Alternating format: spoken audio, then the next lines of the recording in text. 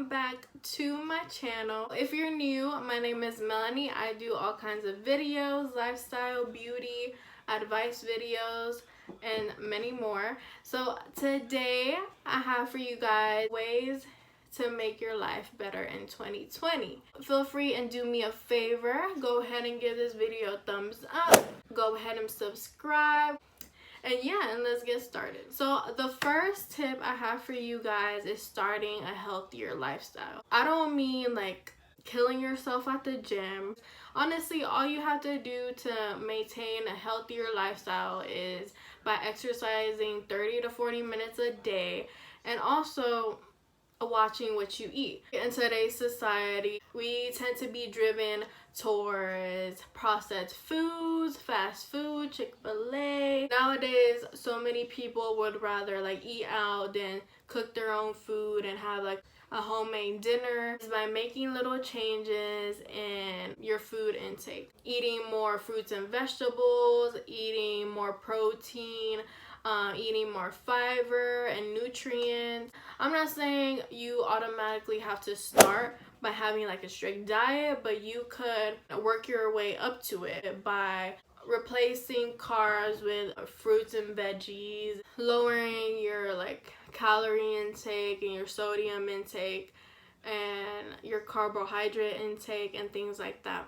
And in terms of exercising, like I said before, it would be really helpful. Incorporate like 30 to 45 minutes of exercising. The problem that a lot of people have, including myself, I'm good at starting, but towards the middle of it, I lack consistency. In order to do this effectively, I highly recommend having an accountability partner. Meal prepping, planning your meals, cooking your meals, switching up your meals, because oftentimes we tend to be bored of eating the same thing like after 2 days. So switching up your meals, getting creative in the kitchen, and incorporating different like exercises, it can have a positive effect in your mental health, your mindset, also your attention span, your moodiness, like your energy level and things like that. The next thing I want to talk about is sleep. Millennials, like in our age, we tend to sleep until 3 o'clock in the morning on our phone playing the PS4. We tend to pull all-nighters. Not only do we get distracted by technology and social media, but we also tend to be distracted by our responsibilities. And college students, they typically tend to participate in both. I know that on our iPhones we have like this bedtime reminder. There's this thing on the iPhone, I know it is, like I've seen it before. It's where you set the time that you want to go to sleep, and I believe like by the time that time starts, you do not get like any notifications or anything from your phone, so that way you're not distracted and you do not like interrupt your sleep. So I think that is one good tool to use. And I also think that putting your phone like far away from your bed is also a good way to get more sleep, because guess what? You're gonna be so comfortable in your bed that you're not gonna be tempted to get up and go get your phone because it's far away. Try it out. Getting enough sleep will help your attention span, your moodiness. You won't feel so drowsy. You won't get like dark circles. You're actually gonna be energized. For college students, you're gonna be energized to pay attention in class. You're gonna be energized to go about your day. Honestly, gonna want to do more activities. You're gonna be alert and attentive and present like in the moment. Next tip for you guys is deepening your human relationships. And what I mean by that is being more in tune with your friends, your family, your significant other, your acquaintances, and even with a stranger. I feel like since so many of us are busy with our own personal lives, we often forget to maintain the connection that we have with the people in our circle. Be vulnerable, like tell them how you feel. Nowadays, people are so scared to open up because they feel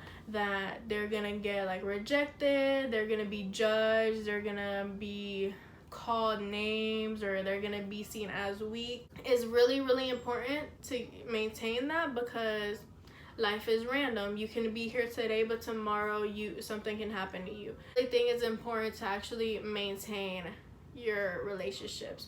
That way, so you can receive like love and respect from one another, and closure and reassurance and things like that. Removing toxic people, friends, people, acquaintances, even like loved ones. Hey, trust me, you will do yourself a favor because you are putting yourself first. You are putting your time first. You are loving yourself, and you're saying, you know what, like, I deserve better. I'm gonna feel so much better, because let me tell you guys, people know what they doing. People know what they say. They know what they're doing. God knows what they're saying behind your back. God knows what they're doing behind your back. I'm not trying to say that people are perfect. People are not perfect. But when you know what your intentions are behind everything that you do. The moment you remove those people that do not love you, that do not respect you, that have you out here looking crazy, that are not uplifting you, but instead of bringing you down, like, those people do not deserve to be in your life. This is 2020, you guys. You deserve to have people that care about you, that love you, that respect you, that are always there no matter what, that are not gonna switch up and be fake whenever like a real situation happens. No. At the end of the day, it's up to you. Do you want to keep having toxic energy around you, or are you trying to move up? If someone doesn't love you, respect you, want to see you grow, and is not genuine, is not giving you closure or reassurance, you gotta kick them to the curb. Okay. The next tip I have for you guys is creating a plan to achieve your goals. In school, what they taught me was, whenever we're working with our clients or our future clients, we need to help them create a plan to achieve their goals. Creating a layout of how they're going to achieve their goals, by when they're going to achieve that goal, and making sure that they have a way that they can track their progress and see how they're doing. You should also think about like the time frames by when you want to achieve those goals. That way, so you can create those little steps into reaching that goal, if that makes sense. I'm going to open a savings account next coming Tuesday. A week from that, I will deposit so and so money into my bank account. Every 2 weeks, I will deposit so and so amount of money into my bank account. By the 3rd month, I will check my progress and count how much money I have. By the 6th month, I will check my progress again. And then by the end of 2020, December, I will check how much money I have. In the middle of December, I will start contacting dealerships, and I will start like looking for cars. Your final goal can be, by this date in December, the end of 2020, I will have this much of money on this date by my car. Another thing I really suggest is having an accountability partner. Having someone that is going to support you and keep track with your progress. Someone that is going to be like, hey, like, did you deposit your money into your savings account? Do you need me to go to the bank with you to deposit some money? A partner like that is actually gonna motivate you and guide you to where you need to be. Typically, we tend to do better whenever we have someone there, because you know why?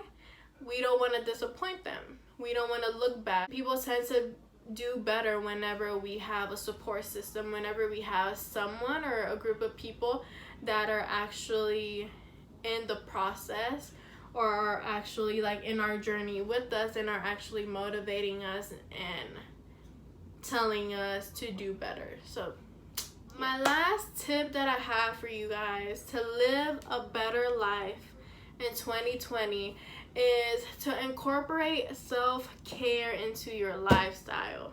Let me tell you, as a college student, I'm stressed all the time. I'm thinking about the next test that I have due. I'm thinking about the 2-3 papers that I have to do. I'm thinking about this club meeting that I have to go to. Lunch, I'm thinking about lunch because I have to eat. I'm thinking about this homework I have to do and get it turned in. And even those that are not in college, I'm pretty sure everybody is stressed about something, okay?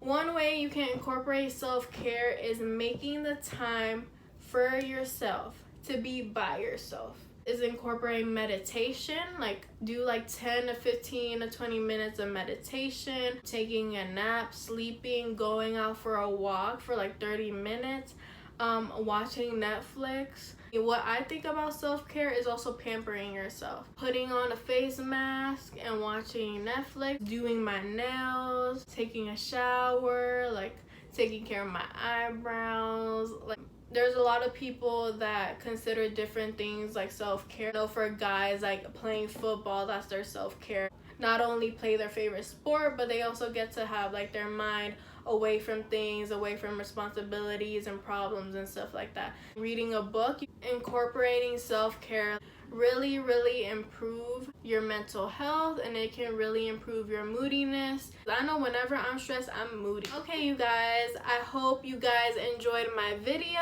and I hope you guys will consider using these tips into making your life better in 2020.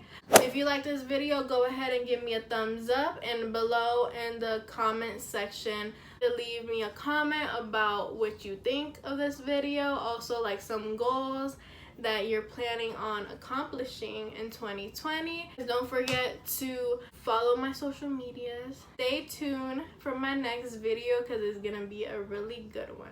I'll see y'all in my next video. Bye.